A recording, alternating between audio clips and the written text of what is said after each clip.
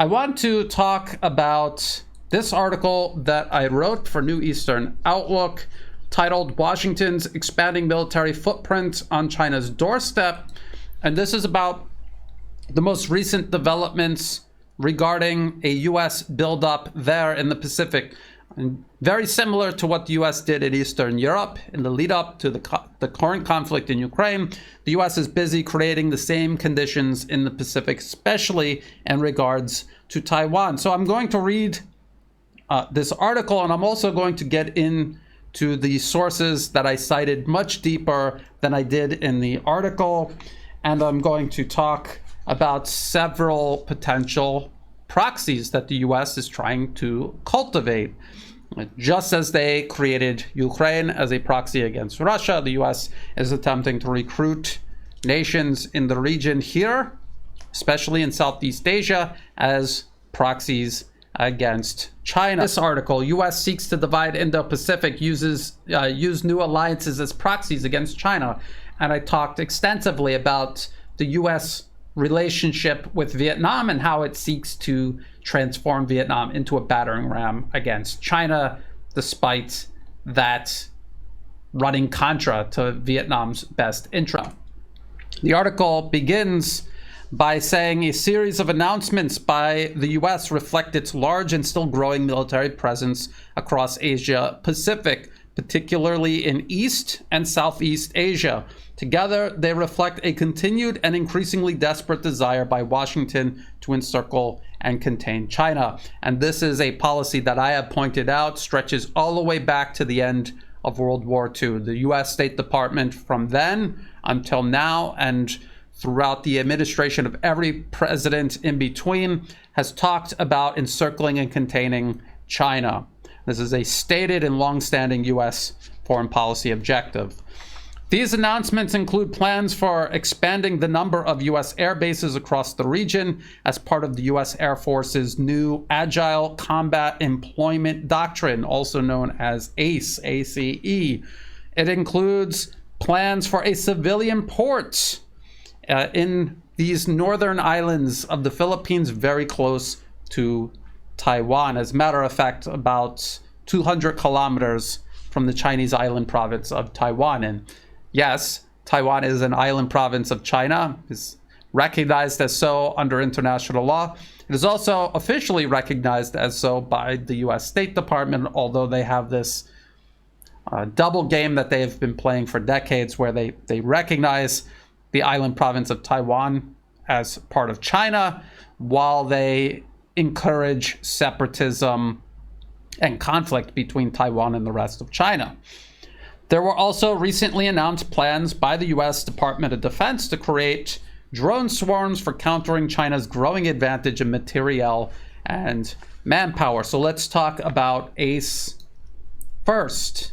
And so we have an article from Defense One, Air Force expanding number of bases in Pacific over next decade.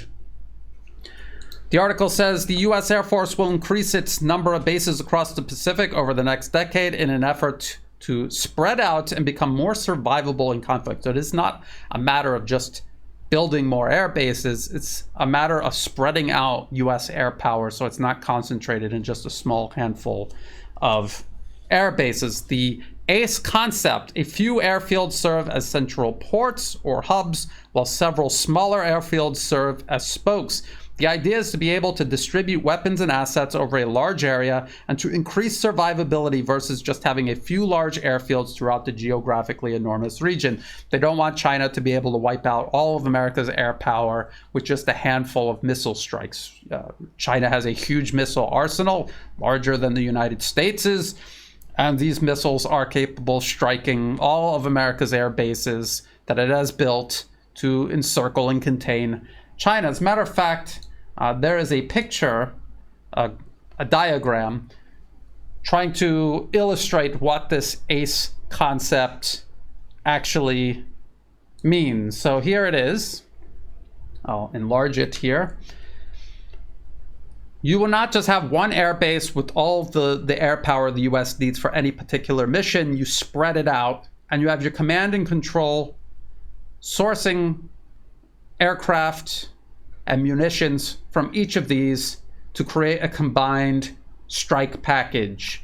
So you have a final strike package, but it was cobbled together from all of these different air bases. Notice this one here looks suspiciously a lot like Taiwan. And so that is America's plan to get around the fact that China has more missiles than the US does. Soon it'll have more aircraft, more warships, more everything than the US. They hope that if they can spread it out, it'll be harder for China to wipe out all of their air bases at the same time. I don't think that it's going to work. I would say that you spread out all of this air power, all of these warplanes and pilots, then you also have to spread out all of your maintenance crews. You have all of your aircraft on a single air base. You have all the maintenance equipment and personnel there to work on all of these different planes. Now you've spread it out across several more air bases. You need to have maintenance crews on each one of these air bases, unless you're going to maintain them at one and then fly them out and keep them there on standby. But it just doesn't seem feasible. It doesn't seem worth all of the trouble. The article continues. It says, despite U.S. Air Force assets being distributed, command and control will be able to mass together assets from across multiple smaller bases for each specific mission or force package. The concept is meant to make it more difficult for in a potential conflict with China for it to target and destroy U.S. air bases with its large missile arsenals, and by doing so, significantly disrupting U.S. air capabilities in the region. But I think that China has so many missiles, it's not going to matter. They'll destroy all of your bases instead of just a handful of these bases. While ACE doctrine may be a realistic shift away from the relatively centralized nature of U.S. military bases across the Pacific, it will take many years to implement, and only if the Pentagon's budget is adjusted to do so. By then, China's missile arsenal will only have increased in size and capabilities, possibly neutralizing any advantage the U.S. seeks to achieve by pursuing this doctrinal shift. And while an eventual dispersal of U.S. air assets may complicate China's ability to target and destroy U.S. warplanes before even leaving the ground to perform missions, China also possesses a large and very capable integrated air defense system able to intercept both U.S. warplanes and the munitions they will be using against Chinese targets. So that's my take on this agile combat employment doctrine that the U.S. Air Force is considering and has many years ahead of it in case they actually decide to commit to it.